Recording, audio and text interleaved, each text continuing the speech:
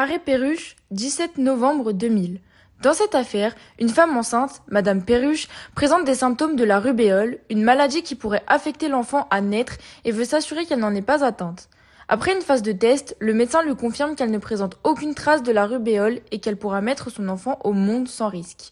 Madame Perruche prend donc la décision de ne pas interrompre sa grossesse et donne naissance à un enfant lourdement handicapé, présentant les symptômes de la rubéole. Les parents engagent alors la responsabilité contractuelle du médecin et du laboratoire. Les parents réclament réparation pour deux types de préjudices. Le préjudice d'avoir un enfant atteint de handicap et le préjudice propre à l'enfant du fait d'être né handicapé. Le 17 décembre 1993, un arrêt de la Cour d'appel de Paris déclare que seul le préjudice subi par les parents doit être indemnisé. Le handicap de l'enfant n'est pas dû aux fautes du médecin, mais à la rubéole que lui a transmis sa mère.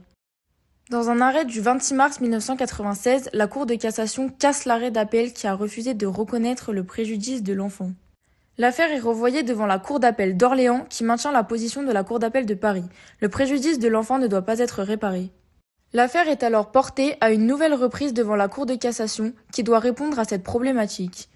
Un enfant né handicapé peut-il obtenir réparation du seul fait de sa naissance ? Le 17 novembre 2000, la Cour de cassation casse l'arrêt de la Cour d'appel d'Orléans au visa des articles 1165 et 1382, articles du Code civil, article 1240 du Code civil et admet non seulement le préjudice des parents, mais aussi le préjudice de l'enfant né handicapé.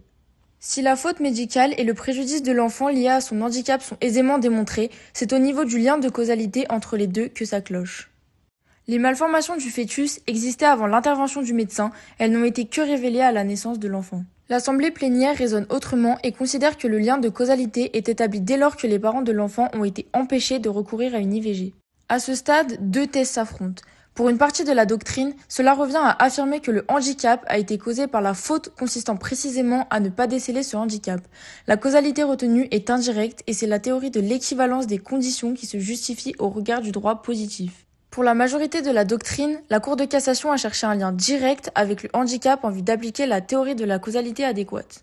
Avec l'arrêt Perruche, la Cour de cassation admet que l'enfant né handicapé peut lui-même demander réparation du préjudice résultant de son handicap, seulement lorsque ses parents ont été privés à la suite d'une faute médicale de la possibilité de recourir à une interruption de grossesse.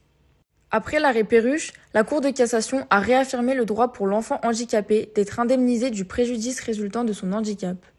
Cependant, sous la pression des associations de personnes handicapées, pour qui l'arrêt Perruche revenait à affirmer que la vie des handicapés ne valait pas la peine d'être vécue, le législateur prit la décision d'écarter la jurisprudence Perruche.